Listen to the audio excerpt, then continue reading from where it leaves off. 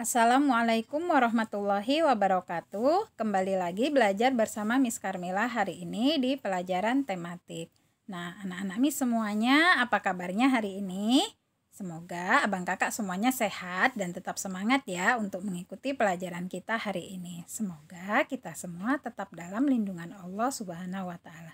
Nah, abang kakak semuanya sudah dipersiapkan ya buku tematik, buku catatan, dan pensilnya untuk memudahkan abang kakak dalam belajar kali ini. Nah, sebelum kita memulai pelajaran kita hari ini, marilah sama-sama kita membaca basmalah dan berdoa. Bismillahirrahmanirrahim. Rabbi zidni ilma warzuqni fahma waj'alni minas solihin. Amin. Semoga pembelajaran kita hari ini berkah dan diridhoi serta menyenangkan. Abang kakak, untuk hari ini kita masih di tema 3, tokoh dan penemuan, dengan subtema yang baru yaitu subtema 3, ayo menjadi penemu. Materi ini disusun oleh guru kelas 6 SDIT Nurul Ilmi. Nah, adapun tujuan pembelajaran kita hari ini adalah yang pertama, setelah membaca, siswa mampu menulis informasi penting dari teks eksplanasi yang dibaca tentang ayo menjadi penemu. Yang kedua, mengidentifikasi perubahan sosial budaya dalam kehidupan masyarakat dalam rangka modernisasi bangsa Indonesia di bidang ekonomi. Nah, abang kakak, kita awali dengan materi bahasa Indonesia ya. Nah, kita sudah mempelajari tokoh-tokoh dunia dengan penemuannya ya. Jadi ada Michael Faraday yaitu tokoh penemu listrik, kemudian Thomas Alva Edison ya, penemu bola lampu pijar, kemudian Gareth Augustus Morgan ya, penemu lampu lalu lintas, ya ada Charles Goodyear, penemu ban, kemudian ada Charles Babbage yaitu penemu komputer. Nah, lalu sikap-sikap seperti apakah yang harus dimiliki untuk menjadi seorang penemu? Nah, mari kita belajar dari Pak Habibie ya. Nah, abang kakak sekalian pasti kenal ya dengan Bapak Habibie. Nah, beliau adalah salah satu tokoh penting di negara kita ya. Beliau pernah menjabat sebagai Presiden Republik Indonesia yang ketiga setelah Bapak Soekarno dan Soeharto. Namun tidak hanya itu saja ya, banyak sekali jasa-jasa beliau ya, terutama di bidang industri pesawat terbang. Nah, untuk lebih kita memahami ya tentang Bapak Habibie ini, mari kita baca dengan teliti teks biografi tentang perjalanan hidup Bapak Habibie berikut ini. Ya, nah abang kakak bisa lihat di buku tematiknya di subtema 3 pembelajaran 1. Nah, Miss akan bacakan, abang kakak simak dengan baik ya. Disiplin dan kerja keras awal dari sebuah inovasi yang cemerlang. Profesor Dr. Insinyur Baharudin Yusuf Habibie adalah Presiden ketiga RI yang menjadi kebanggaan bangsa Indonesia. Beliau dilahirkan di Parepare, Sulawesi Selatan, tanggal 25 Juni 1936. Nah, di sini Miss akan beritahu kepada abang kakak ya bahwasanya di situ kan ada ING ya. Nah, itu adalah singkatan dari insinyur. Nah, kalau di Indonesia itu adalah insinyur. Nah, gelar tersebut itu beliau peroleh ya dari pendidikannya di negara Jerman. Nah, berikutnya ya masa kecil beliau ya, masa kecil Habibie dilalui di Parepare. Sikap hidup disiplin dan kerja keras telah ditunjukkan Habibie sejak kanak-kanak. Ia memiliki semangat tinggi pada ilmu pengetahuan dan teknologi. Ia melanjutkan SMA di Bandung dan prestasinya selalu menonjol terutama pada pelajaran IPA dan matematika. Kemudian perjuangan keras di perantauan. Didukung oleh kemauan keras untuk belajar, selepas SMA beliau masuk di ITB atau Institut Teknologi Bandung, kemudian mendapatkan beasiswa untuk melanjutkan kuliah di Jerman jurusan konstruksi pesawat terbang. Ia bertekad bulat untuk bekerja keras dan harus sukses. Habibie selalu menggunakan musim liburannya dengan bekerja mencari uang untuk membeli buku sebagai pendukung sekolahnya.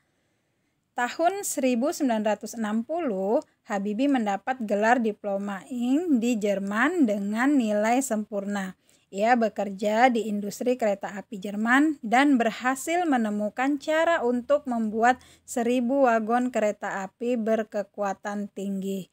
Di pagi buta, Habibie harus berjalan kaki cepat ke tempat kerja yang jauh untuk menghemat kebutuhan hidup. Kemudian pulang pada malam hari dan belajar untuk kuliahnya. Tahun 1965, Habibie mendapat gelar Doktor Insinyur dengan nilai sangat sempurna. Kemudian buah dari kerja keras. Nah, Habibie kemudian bekerja di industri pesawat terbang Jerman. Karena sikap disiplin dan kerja keras, karirnya terus naik hingga dipercaya menjadi Vice President sekaligus Direktur dan penasihat senior bidang teknologi. Ia menjadi satu-satunya orang Asia yang berhasil menduduki jabatan bergengsi di perusahaan pesawat terbang Jerman. Kemudian kecintaan pada tanah air. Tahun 1968, Habibie mengundang 40 insinyur Indonesia untuk bekerja di Jerman guna mempersiapkan keterampilan dan pengalaman mereka dalam membuat produk industri dirgantara, maritim, dan darat di tanah air. Tahun 1974, Habibie diminta pulang ke tanah air dan menjadi penasihat pemerintah di bidang teknologi pesawat terbang. Ia menjadi Menteri Negara Riset dan Teknologi hingga menjadi Wakil Presiden dan Presiden RI ketiga. Prestasi cemerlang buah dari disiplin dan kerja keras. Habibie menyumbang berbagai penemuan dan sejumlah teori di bidang konstruksi pesawat terbang seperti Habibie Factor, Habibie Theorem, dan Habibie Method yang dipakai oleh universitas di seluruh dunia. Ia dijuluki sebagai Mr. Crack karena menemukan rumus untuk menghitung cacat badan pesawat terbang. Ia juga menerima banyak penghargaan dan prestasinya diakui sebagai berbagai lembaga internasional seperti di Jerman, Inggris, Swedia, Prancis, dan Amerika Serikat, serta menerima penghargaan yang hampir setara dengan hadiah Nobel. Habibie, Bapak Teknologi Indonesia. Tahun 1976, Habibie mendirikan industri pesawat terbang pertama di kawasan Asia Tenggara, yaitu PT Nurtindo dan industri strategis lainnya. Industri binaannya berhasil memproduksi pesawat terbang, helikopter, senjata, amunisi, kapal, tank, panser, water cannon, kendaraan RPPM, kendaraan tempur, dan masih banyak lagi baik untuk keperluan sipil maupun militer. Di tingkat dunia, Habibie terlibat dalam berbagai proyek desain dan konstruksi pesawat terbang seperti Fokker, pesawat angkut militer, jet eksekutif, Airbus, pesawat angkut dengan teknologi mendarat dan lepas landas secara vertikal, CN-235 dan CN-250. Selain itu, Habibie secara tidak langsung ikut terlibat dalam proyek perhitungan dan desain helikopter, pesawat tempur multifungsi, beberapa peluru kendali, dan satelit di tingkat dunia. Nah, itulah tadi ya biografi tentang perjalanan hidup Bapak Habibie. Jadi abang kakak sekalian ya, kita ketahui ya bahwa Bapak Habibie itu merupakan seorang tokoh yang memiliki semangat ya, kemauan kerja keras yang tinggi. Nah, beliau menempuh belajarnya ya dari tingkat SMA, kemudian beliau masuk di ITB. Nah, dengan kerja kerasnya, dengan semangatnya belajar, nah akhirnya beliau mendapatkan beasiswa untuk melanjutkan kuliah di Jerman. Nah, abang kakak sekalian ya, kalau abang kakak mungkin sebagian ada yang pernah menonton ya sejarah biografi Habibie ini ya, dalam film Habibie Ainun. Nah, kita bisa lihat sama-sama ya. Nah, beliau itu bukan berasal dari keluarga yang kaya ya, tapi beliau dari keluarga yang sederhana, namun karena kerja kerasnya ya, karena kemauannya, semangatnya dalam belajar, nah beliau bisa mendapatkan pendidikan yang lebih baik lagi sampai ke luar negeri ya. Beliau mendapatkan beasiswa ya ke negara Jerman gitu ya. Jadi nah ini abang kakak bisa menjadi motivasi bagi kita semua ya, bahwasanya kita ya untuk ini ya selalu bekerja keras, selalu belajar dengan tekun untuk mencapai cita-cita yang ingin kita inginkan ya. Nah, berdasarkan teks tersebut, nah latihan untuk abang kakak di rumah adalah yang pertama, apa topik masalah dari teks tersebut. Nah, kemudian yang kedua, apakah teks tersebut adalah jenis teks eksplanasi ilmiah? Kemudian jelaskan dan berikan contoh. Jadi di sini apakah teks ini termasuk teks eksplanasi? Nah, kemudian abang kakak jelaskan serta berikan contohnya ya. Kemudian yang ketiga, apa pesan yang ingin disampaikan penulis melalui teks tersebut? Nah, di dalam Al-Quran surat At-Taubah ayat 105, bekerjalah kamu, maka Allah dan Rasul-Nya serta orang-orang mukmin akan melihat pekerjaanmu itu, dan kamu akan dikembalikan kepada Allah yang maha mengetahui akan yang gaib dan yang nyata.